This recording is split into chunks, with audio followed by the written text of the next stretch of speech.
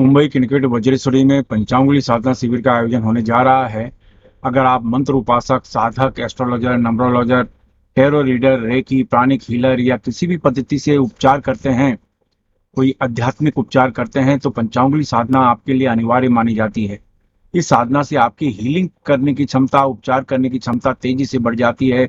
साधना में सिद्धि जल्दी मिलनी शुरू हो जाती है, बल्कि आपका प्रभाव तेजी से पड़ना शुरू हो जाता है। साधना जल्दी जल्दी सिद्ध होने लगती है और आपके अंदर किसी भी व्यक्ति का प्रिडिक्शन करने की क्षमता, किसी व्यक्ति के बारे में, आप एस्ट्रोलॉजर हैं तो किसी के बारे में जानकारी मिलने की संभावना बहुत तेजी से बढ़ जाती है और आपको बहुत ज़्यादा लाभ मिलता है। और जो भी आप उपचार करते हैं, उसकी उपचार करने की क्षमता तेजी से बढ़ जाती है। इसमें भाग लेने के दो तरीके हैं। एक तो शिविर में आकर भाग ले सकते हैं, दूसरा आप ऑनलाइन भी भाग ले सकते हैं। अगर आप साधना में भाग लेना चाहते हैं तो नीचे डिस्क्रिप्शन में लिंक दिया है, वहां से फॉर्म भर के आप बुकिंग कर सकते हैं। नमस्कार। मुंबई के निकट माता बगलामुखी का भव्य मंदिर का निर्माण होने जा रहा है। माता बगलामुखी 10 महाविद्या में से एक महाविद्या मानी जाती हैं। ये तुरंत इच्छा पूरी करने वाली, हर तरह का विवाद को नष्ट करने वाली, हर तरह के क्लेश को नष्ट करने वाली, पारिवारिक सुख को बढ़ाने वाली, सुख समृद्धि देने वाली माता मानी जाती हैं। इसलिए इस मंदिर के निर्माण में आपके सहयोग की आवश्यकता है। शुरुआत में ईंट और पत्थर के रूप में भी आप दान कर सकते हैं, या आप किसी भी रूप में सहयोग कर सकते हैं और इनकम टैक्स की आयकर धारा एटीजी के अंतर्गत छूट का लाभ ले सकते हैं। अगर आप सहयोग करना चाहते हैं तो नीचे डिस्क्रिप्शन में लिंक दिया है, वहां से जानकारी प्राप्त कर सकते हैं। नमस्कार। दिव्य योग आसन की तरफ से आपका हार्दिक स्वागत है। आज हम मंगलवार के कुछ प्रयोग की चर्चा करेंगे। जानने की कोशिश करेंगे कि ये जो प्रयोग मैं बताने जा रहा हूँ उसका उपयोग क्या होता है, कैसे होता है। तो आज का जो प्रश्न है बहुत से लोगों का, वो है कर्ज। कर्ज की अपनी समस्या होती है। कर्ज के लिए तो 2-3 वीडियो में ऑलरेडी आपको बता चुका हूँ। गजेंद्र मोक्ष है, अघोर लक्ष्मी मंत्र है, इवन तारा भी है। लेकिन एक बहुत आसान, सादा, अचूक और कम समय में फलित होने वाला, कम समय में सफलता देने वाला एक खास प्रकार का प्रयोग है। ये प्रयोग अगर आप करते हैं तो उसका लाभ बहुत ज़्यादा मिलता है। अगर पूरे डेडिकेशन से, पूरी श्रद्धा से अगर आप करते हैं तो फिर ये होता है कि आपको सफलता मिलनी ही है। आमतौर पे कर्ज वाले लोग इतने निराश हो चुके होते हैं कि उनको किसी भी विषय पर इतना विश्वास होता ही नहीं है। वो सोचते हैं कि जिसने जो कहा मैंने किया, कुछ तो हुआ नहीं, क्या करके फायदा, इस तरह की बातें होती हैं। खैर, उनके जीवन में ये जरूरी है, ऐसा सोचते हैं, उनका सोचना भी जायज है। लेकिन फिर भी ये प्रयोग करने में कोई हर्ज नहीं है।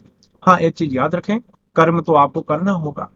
अगर आप सोचते हैं कि मैं खाली भगवान का नाम ले लूंगा और ये नाम लेने से मेरे कर्ज उतर जाएंगे, तो ऐसा तो फिल्मों में हो सकता है, हकीकत में नहीं हो सकता। कर्म तो करना ही होगा। कर्म के साथ जब अध्यात्म जुड़ जाता है, तब जाके आपको लाभ कई गुना ज्यादा मिलना शुरू हो जाता है। तो आज का विषय है कर्ज। कर्ज एक ऐसा, कहते हैं ना, अभिशाप है जो इंसान के स्वाभिमान को गिरवी रख देता है, स्वाभिमान को गिरा देता है। कल तक जो व्यक्ति आपसे बात नहीं करते थे, बात करते हुए सिर नीचा रहता था, आज वो व्यक्ति एकदम सर उठा के आपको सिर नीचा करना पड़ता है। बहुत सी चीजें होती हैं। यानी घुट घुट कर जीने की बात को हम अभिशाप कह सकते हैं, कर्ज कह सकते हैं।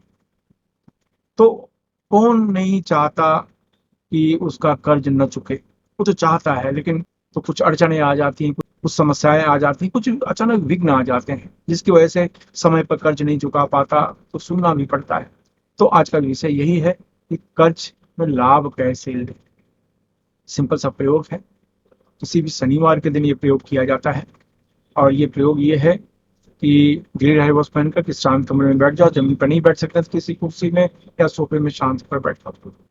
अपने पास केवड़े के फूल ले लो या गुलाब के 5 फूल ले लो।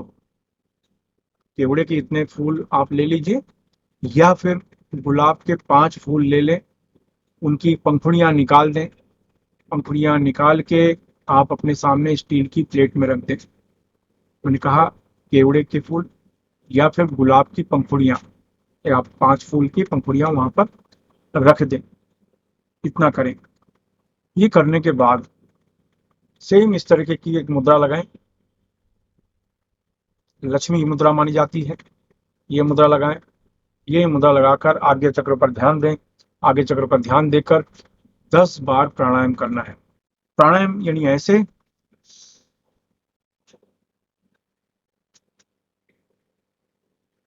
जितनी देर हो सके रोक रखना है, फिर धीरे से छोड़ना है। इस तरीके से 10 बार आपको प्राणायाम करना है। 10 बार प्राणायाम करने के बाद लगाकर यही मुद्रा लगाकर खास प्रकार का मंत्र, ओम ऐं क्रीं श्रीं हनुमंताय नमो नमः।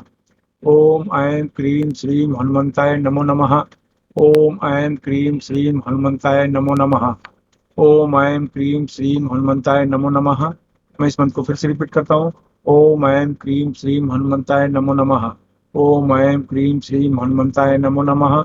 ओम ऐं क्रीं श्रीं हनुमंताय नमो नमः। बस ये मुद्रा लगा के ये मंत्र का जाप करना है। आपको 20 मिनट तक ये मंत्र का जाप करना है और आपका अभ्यास खत्म हो गया। कहने का मतलब है, चूंकि हम मुद्रा लगा के मंत्र का जाप करते हैं तो किसी माला की आवश्यकता नहीं है। ये मंत्र का जाप करने के बाद वो जो पंखुड़ियां हैं जिन्हें आपने अभी अभिमंत्रित किया है मंत्र से, इसको अगर आपके आसपास हनुमान मंदिर है तो वहां पर पैरों में रख दें, या फिर आपके घर में कोई मंदिर है उनमें हनुमान की फोटो रख के उस जगह पर उसको रख दें। तो इस तरीके से ये आपको करना है और आपका एक दिन का अभ्यास खत्म हुआ। ये जो प्रयोग है 11 मंगलवार का प्रयोग माना जाता है। 11 मंगलवार, 11 मंगलवार, ये 20 मिनट का एक करीब प्रयोग माना जाता है। और हर बार प्रयोग में आपको इतना सा केवड़े का फूल और या फिर गुलाब की पंखुड़ियां ये लेनी होती हैं और हनुमान जी के चरणों में बाद में चढ़ा देना होता है। इस तरीके से तो 11 मंगलवार अगर आप करते हैं तो लाभ कई कई गुना ज्यादा आपको मिलता है। सवाल है इसे कौन कर सकता है? तो स्त्री पुरुष कोई भी कर सकते हैं। 18 वर्ष के ऊपर कोई भी व्यक्ति इनकी साधना आराधना कर सकता है। कुछ लोग कहते हैं महिलाएं नहीं कर सकती, ऐसी बात नहीं, महिलाएं कर सकती हैं। ये करें और उसके बाद जो दिशा होगा, आपकी दिशा, आप उत्तर की तरफ मुंह करके आप ये पूजा करेंगे। जो आप मंत्र का जाप करेंगे उत्तर दिशा की तरफ मुंह करके करेंगे। ये एक ध्यान दें।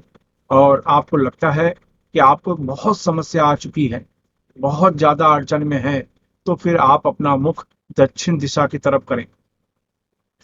ये आप ध्यान दें। और नहीं तो उत्तर दिशा की तरफ आपका मुख रहेगा। आप बहुत ज्यादा अड़चन में हैं तो दक्षिण दिशा की तरफ आपका मुख होना चाहिए। नॉनवेज न खाएं। और जब आप 11 मंगलवार करेंगे तो 11 मंगलवार ब्रह्मचर्य रहना है आपको। ये एक नियम बांधे, ब्लू ब्लैक कपड़े जब आप जिस दिन ये प्रयोग करें उस दिन ब्लू और ब्लैक कपड़े ना पहने। ये आपको ध्यान देना है। इसका प्रयोग आप सुबह भी कर सकते हैं और सूर्यास्त को भी कर सकते हैं। सामान्यतः एक सावधानी हेतु आप ये जब करना चाहते हैं तो सुबह के समय कर सकते हैं, लेकिन आप बहुत ज्यादा समस्या में हैं तो फिर सूर्य अस्त होने के बाद ये प्रयोग को कर सकते हैं। ये हिसाब लाभ मिलता है।